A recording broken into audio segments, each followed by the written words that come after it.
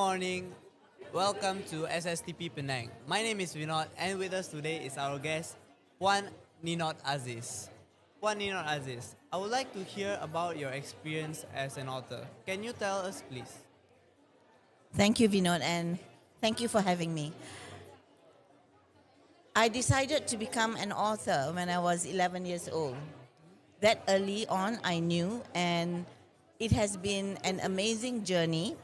After the year 2000, after I had my first daughter, I realized that my children were more attuned to Western and international folk tales. And I became a bit worried because I believe that our folklore and legends have a place in our children's lives as well as on the international stage. So what I did was I started collating and then writing anthologies of Malaysian hikayat, legends and folklore. And it has taken me places, Vinod. It has taken me, I have collaborated with writers from UK, Italy, Indonesia, Singapore, Philippines, more than 15 countries. That has been a wonderful experience, I would say, because I managed to do what I set out to do, which was to bring our Malay heritage, hikayat and history to the world. Thank you very much, Miss Ninot. I do agree that we should give our younger generation the knowledges about our folklore and make sure it doesn't cease to exist. So further on, my next question would be, what was the challenges that you faced while writing your book? Like, were there any obstacles that you couldn't get rid of or you're still trying to face? Well, it is fortunate for me that I always have ideas about what to write. We do at Hikayat Fandom, we do multiple types of books. For one, I started out with anthologies of the Malay Hikayat, and then I branched out to novels, which has been received quite well. Wow. And after that, during a trip to London, I found an encyclopedia on Africana. And when I saw that book, I decided that we should do an encyclopedia, which you are holding in your hand, an encyclopedia of the Malay archipelago. So after we did that, the first version was actually in Bahasa Melayu, Kepulauan Melayu, Encyclopedia Berilustrasi. We quickly ran out of it. It was sold out. And then we did the English version. And after we did the English version, we received requests to go deeper into each chapter. So those are the books we have here today, which is mini encyclopedia Satu, which is the civilization, tamadun, and then maritime legacy, bahasa dan sastra, budaya dan seni dan budaya, and also tokoh iconic. So we are happy that there is a good feedback to our books, but the challenge is always, number one, to find the time, because in a year we publish about maximum 8 to 10 books. We do not go beyond that. And number two, because I do a lot of collaboration with overseas writers from overseas, so we have to limit our collaboration. But it has been great because these are all works of collaboration beyond the Malay archipelago, Penglipulara, which is the stories of Southeast Asia, and we wrote with writers from Indonesia, Singapore, Brunei and Philippines, and also Myanmar. And Dragon Law, which was our first collaboration, we wrote with writers from Italy, China, Germany, and Canada, and a lot more. In fact, Dragon Law has been selected and it has been archived on the moon under the Lunar Codex project. Wow. So these are things that motivate me and make me happy to write about, but it does require resources, illustrators, printing costs and all that. But we are very happy to do it because it gives something wonderful for our younger readers. Thank you very much. It was interesting to hear that you branched off from one book and you were motivated to make many of them as well. And I was so impressed that hearing your dragon lore to be in the lunar eclipse. Yes. Thank you very much, ma'am. So, for the next question, may I ask, from all these books, what was the motivation that made you keep making new books every time? Like, even though it takes 8 or 10 books per year, it is still a struggle to make them. Can you tell us what's the secret behind it? Well, I've been very lucky. I've been very lucky because I receive support from a lot of bodies, especially the National Book Council of Malaysia. They support our books, and every year our books, in the last 9 years, 9 of our books have been selected as 50 best Malaysian books to be traded internationally. So what we do is we promote our books for publishers overseas to publish them. So we have our books in Italy, in Germany, we have Persian versions of our book, Turkish versions. So this motivates me because it meets with my original objective to place Malaysian stories onto the world platform. We not only work with publishers overseas, but we work with animators, we work with film directors, we work with stage traditional performers, traditional art performers. And so this very lively creative content that comes from our book is a very huge motivating factor.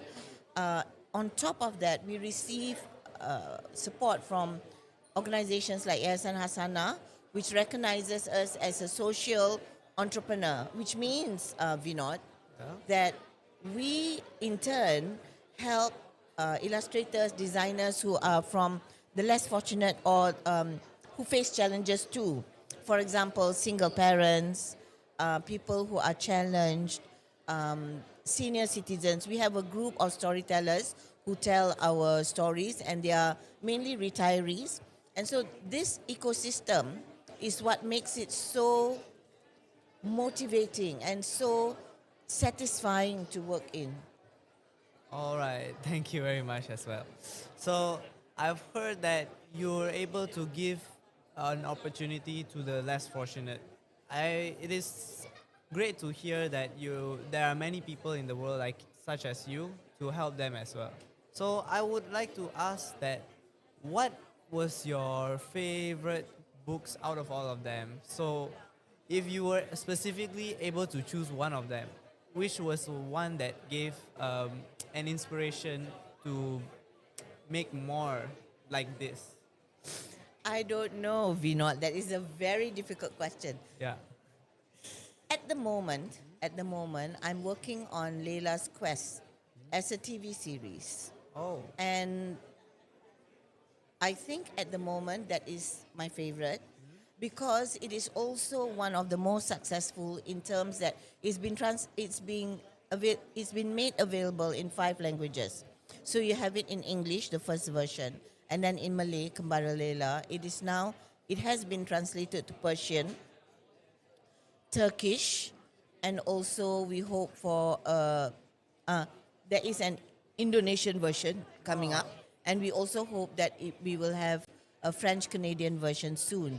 So I think in terms of the way forward, I like what is happening to Layla. We are developing it into a TV series as well as a board game. So it is very new. It gives me the opportunity to do new things. But I usually say that my favorite is always the current book that I'm working on. For example, from the PBAKL, I met with a Myanmar publisher and we had a great conversation. We spoke in 4 languages, in French, in English, in Malay, in Myanmar. And we finally, at the end of it, decided that we're going to do a book together based on moon folklore. And we already have 10 writers from all over the world agreeing to join this project. So as I say, Vinod, I always have projects because they are exciting. So currently, I'm very excited about our latest book project, which is going to be called Moon Lore. Wow, thank you very much, Miss and Aziz Ninot. So, um, to hear that you're able to make many books with different languages, it is able to access to many students or many readers. So, how were you able to achieve all of this all on from 11 years old? I mean, it might sound a bit inspiring to the others. So, what message would you like to give to the younger generations or the young readers in their home? What would it be, please? Firstly, if you have a dream, don't let go of it. Yes, you're right. But you must understand along the way, you find people who will help you. And you must always acknowledge that help. For me, it was my English teacher from the time I was in Form 1 until Form 5, and she is still pushing me until today. Wow. Her name is Cikgu Yan or Ko Chun Yan. She is also an award-winning writer, but she has been shaping and pushing and motivating me. She was not only my English teacher, she was my gymnastic coach. Now I call her my life mentor, because you must remember that there are people who will help you along the way. You must thank them for that opportunity to allow you to learn and to grow with them. So I think firstly, follow your dream, and secondly, be humble enough to learn from everyone who comes your way to teach you, because from every person you become better and better at what you do. And thirdly, to always be thankful to the Almighty for what you have. Yeah, you're right. It's great to hear that a woman's success, there's another woman behind it. Yes. Yes, of course. There's always someone pushing us from behind, Yes. not always pulling us. Yes. So from what I've seen that you said have your dream, be confident. I know. Thank you very much if you said it to the audiences. And Yes. secondly, being humble. Yes. From what you said, never always show yourself off or to others. Always show that you're humble than someone who is greater. Yes. You can always learn from someone. Yeah. Not necessarily greater, but someone, there is always a lesson to learn, not from the people around you. From you, I am learning. Yeah. I am learning how a young person like you can actually come here to Kuala Lumpur and conduct this interview with confidence. And I hope as generations move forward, our young become more and more confident with the exposure that they have. Yes. Every experience you have, Vinod, will impact you maybe 30 years from now, and you don't realize it. So every experience you share and you go through now will actually come back to you much, much later. Trust me. Thank you very much, Miss Ninot. So I saw that what you said, I'll keep in mind and I always remember it forever on. So to final of it, thank you very much. Can we get a shout out to our channel Sstp Penang? Yes. Yeah.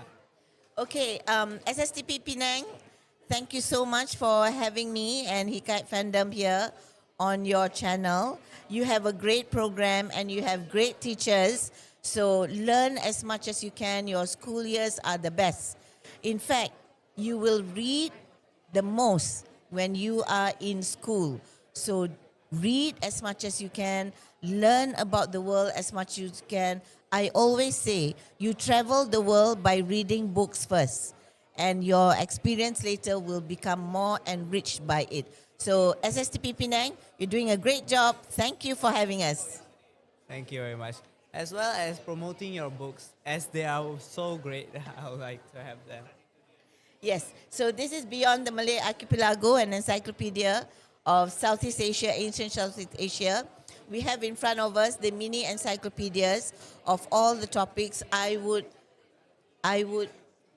encourage all schools. They were created for schools. That is why they are fully illustrated so that students can enjoy them. And this is Dragon Law. The next book after Dragon Law is now archived on the moon. The next book will be Moon Law, and hopefully after that, Ocean Law. So follow our journey with the laws of the world. These are usually from writers from East and West. And then we have here, this is great for school libraries, Penglipo Lara Asia Tenggara, which contains 60 stories by writers from Southeast Asia on all the 11 Southeast Asia countries. And it's a great collection. It also has all the stories from all states in Malaysia, as well as Mat Yong, Mek Mulong, and Awang Batil. So we love doing these books. We will not stop, and we appreciate the support, especially written for all the younger generation. Thank you very much, Ms. Ninot. So to finalize, thank you very much. My name is Ninot, and our guest here is Ninot Aziz. We're Sstp Penang, and bye. Bye. Bye.